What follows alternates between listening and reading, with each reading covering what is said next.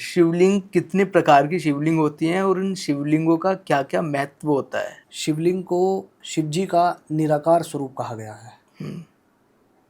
सगुण और निर्गुण दो स्वरूपों में हम ईश्वर की पूजा करते हैं। सगुण यानी कि जो सहज शरीर है, जैसे आपने देखा कि शिवजी की कोई मूर्ति है, उसकी कोई पूजा कर रहा है, वो सगुण रूप में पूजा है। निराकार की जो पूजा है वो बहुत कठिन होती है, हर कोई नहीं कर सकता। इसीलिए उस निराकार का जो स्वरूप है वो शिवलिंग में पूजा जाता है। मूर्ति की पूजा हर कोई कर सकता है, आराम से, कुछ नहीं करना है, धूप बत्ती जलाकर दिखानी है, दीप जलाना है और आरती करनी है, हो गई पूजा। लेकिन जो निराकार तत्व है उस वहाँ तक कोई नहीं पहुँच सकता, बहुत कठिन तपस्या है वो। इसीलिए शिवलिंग की हम पूजा करते हैं उस निराकार स्वरूप में, कि जैसा आपने सुना होगा निराकार ओमकार मूलम तुरीयम। निराकार जो शिव है उसे हम शिवलिंग के रूप में पूजते हैं। और शिवलिंग काफ़ी प्रकार के होते हैं, जैसे कि स्वयंभू शिवलिंग है। स्वयंभू यानी कि जिन्हें किसी ने बनाया नहीं है, वो स्वयं, जैसा कि 12 ज्योतिर्लिंग है, सब जगह स्वयं अपनी इच्छा से भगवान सदाशिव वहाँ विराजमान है। और घर में जैसे हम रखते हैं छोटे शिवलिंग, पारद के हैं, स्फटिक हैं, नर्मदेश्वर हैं। इस प्रकार से शिवलिंगों का अलग अलग अपने अपने स्थान पर महत्व है, लेकिन जो तत्व है सबके हृदय में, सबका जो एक ही है वो शिव। अच्छा, अगर हम घर में शिवलिंग रखते हैं जी, तो उसके कुछ नियम या कोई कायदे भी होते हाँ, हैं? निसंदेह हर प्रकार के, देखिए हर भक्ति में भाव से अधिक नियम का महत्व है। जैसा आजकल समय में लोग कहते हैं कि भाव भाव है, भाव है, बहुत अच्छी बात है, आपके हृदय में भाव आया है। यदि भाव आया है तो नियमों को भी तो फॉलो करना चाहिए आपको।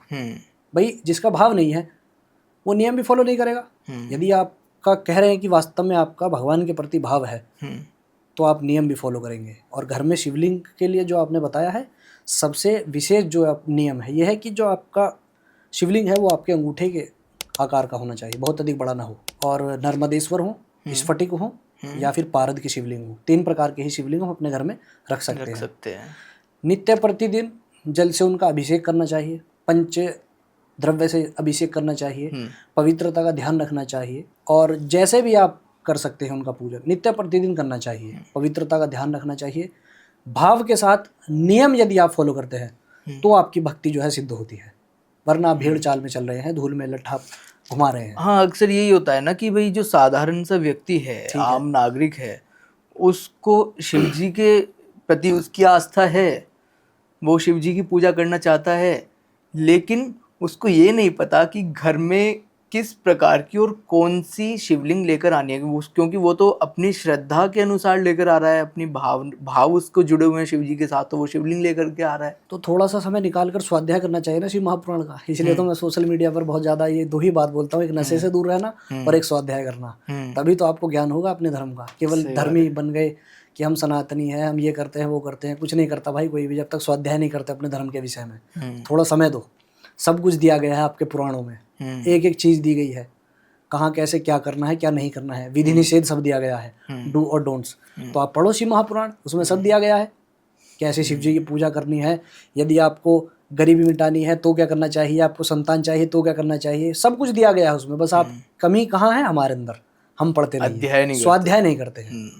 हम झट से क्या है, यूट्यूब खोला, डाला और उसमें जो भी आ गया। आजकल तो व्हाट्सएप यूनिवर्सिटी चरम पर है, कुछ नहीं है, ऑथेंटिकेशन किसी के पास नहीं है, ऑथेंटिकेशन किसी के पास नहीं है भाई, कोई नहीं देगा आपको सोर्स। यदि आपको वास्तव में चाहिए, देखो क्या है कि अभी धर्म का धंधा है, हर व्यक्ति पता भी नहीं आपको सनातन है या नहीं है, बस उसको ये देख रहा है कि अभी सनातन धर्म की लहर है, सब कमा रहे हैं, सबका पेट भर रहा है भगवान, तो मैं भी इसमें घुस जाता हूँ। उसे उसका बैकग्राउंड क्या है किसी को कोई मतलब नहीं है, वो क्या कर रहा है उससे भी कोई मतलब नहीं है, बस बहती गंगा में सबको हाथ धोना है।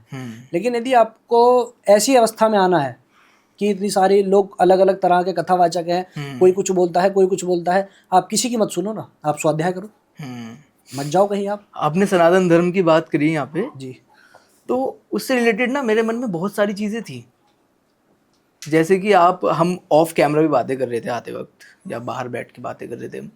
धर्म क्या है, जो वास्तव में धर्म है, क्या वो आज वही दिख रहा है या नहीं दिख रहा है? क्या लोग धर्म को तो मान रहे हैं, क्या धर्म की मान रहे हैं? जैसा मैंने ऑफ कैमरा ही बताया था, रवि बताया था कि धारयति इति धर्मः। सबसे पहली चीज धर्म है क्या? धारयति इति धर्मः। जो विधि नियम आपके धर्म में दिए गए हैं, जो वो धारण करने योग्य है, वेदों में, पुराणों में, शास्त्रों में जो दिए गए हैं, विद्वानों ने जो बताए हैं, वो धारण करने योग्य जो नियम है, जो जीवनचर्या है, दिनचर्या है, वो ही धर्म है। अपने मन से कुछ भी करना वो धर्म नहीं होता। कि जैसे आप मंदिर जा रहे हैं, भीड़ है, फोटो खींच रहे हैं, रील बना रहे हैं, तो आप धर्मी हो गए, सनातनी हो गए, कुछ नहीं हो भाई। आप केवल आप एक कंटेंट क्रिएटर हो। समझना बात मेरी, भगवान को अपने लिए यूज कर रहे हो, ठीक है।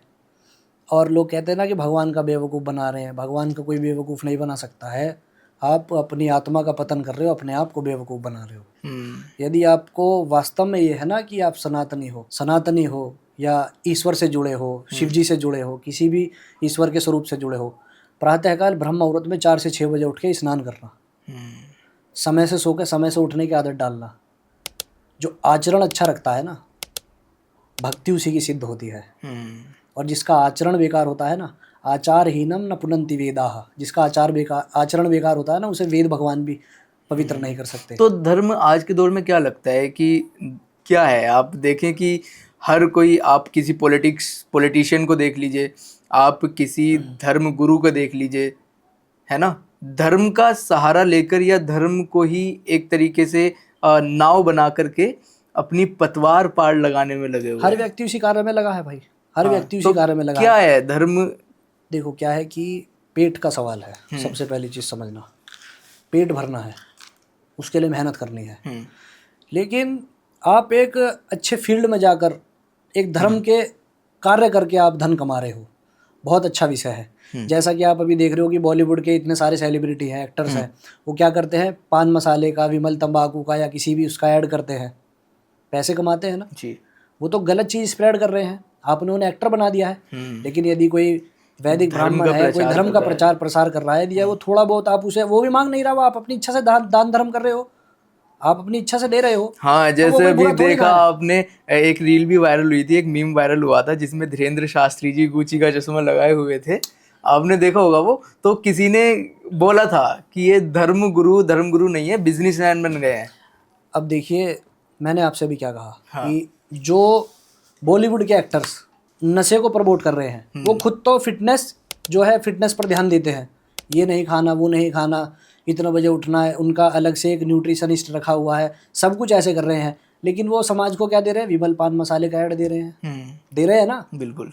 यूथ उन्हें फॉलो कर रहा है, कहीं दिखता है तो भीड़ में जाकर भी चाहे वो धक्का मार दे, सेल्फी लेता है, क्यों, क्या रीजन है उसका। लेकिन वही कोई व्यक्ति यदि धर्म का प्रचार प्रसार कर रहा है, उसके किसी चाहने वाले ने उसे कोई प्रेम स्वरूप, कोई दान दक्षिणा में कुछ दे दिया है, कोई गाड़ी दे दी है, कोई चश्मा दे दिया है, कोई सोने की चेन दे दी है, वो आपको खलने लगता है। क्यों?